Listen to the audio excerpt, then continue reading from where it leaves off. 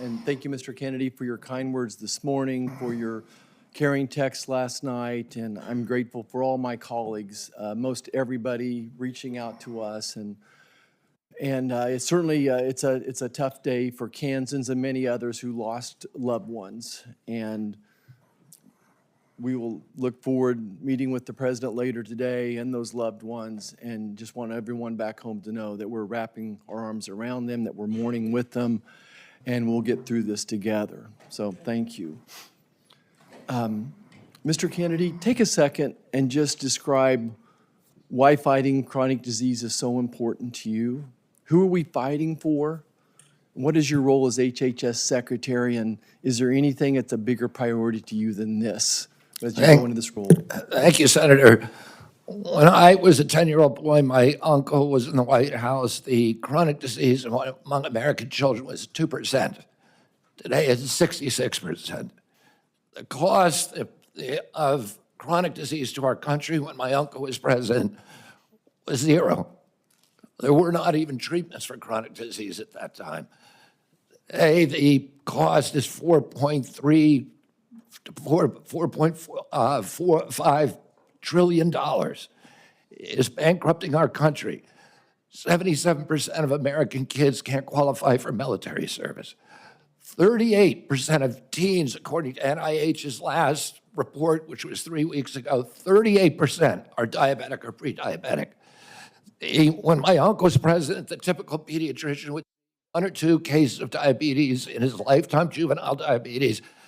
Today, it's more than a third of the kids who walk through his door or her door is diabetic or pre-diabetic.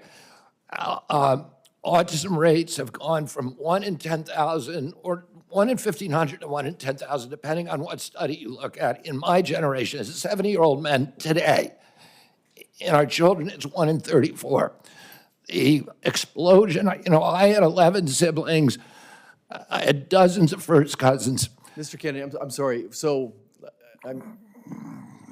who are we? What's your role as HHS secretary to fight that disease? There's never been an HHS secretary who came in to do this. It was all about the typical partisan debate about how we allocate the cost, whether insurers pay it or whether hospitals, providers, or families pay it. And the costs continue to rise. All the things we're debating on, our kids are getting sicker and sicker.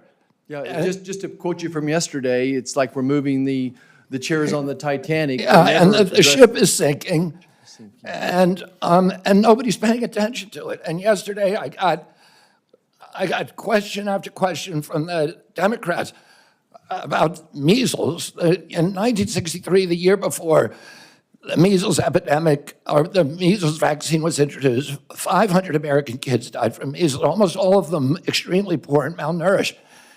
We have 252 million Americans who are suffering from chronic disease, and none of them mentioned diabetes, they didn't mention heart disease, they didn't mention cancers yesterday. We need to refocus if we're gonna save our country. This is existential. Our country's not gonna be destroyed because we get the marginal tax rate wrong. Right. It is gonna be destroyed if we get this issue wrong. And I am in a unique position to be able to stop this epidemic.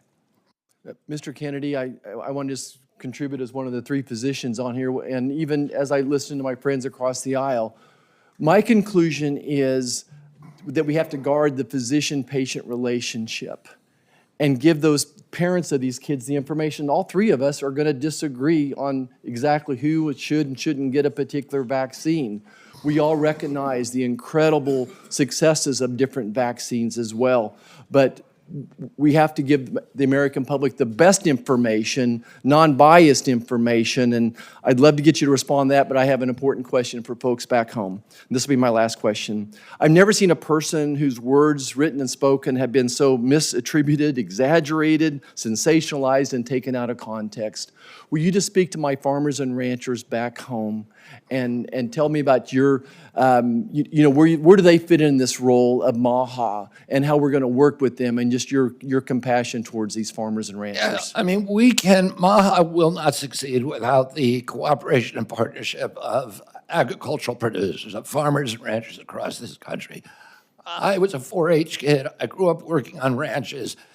And I've worked for years representing farmers in various forms of litigation. Thomas Jefferson said that American democracy is rooted in tens of thousands of independent freeholds owned by farmers. We are losing farmers today, and we can't afford to lose a single farmer. And on my watch, I do not want to lose a single farmer.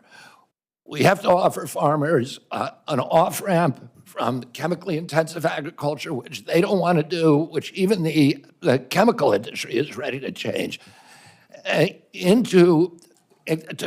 that they can grow crops that they can sell in Europe. They can grow crops. Senator Hawley told me during our meeting that 4 out of 5 of his brother-in-laws have Parkinson's.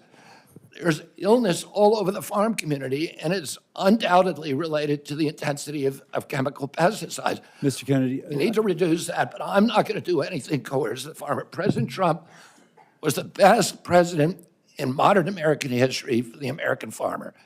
The first one to see farm prices go up. He has instructed me to take care of the farmers and make sure they're full partners. Thank you.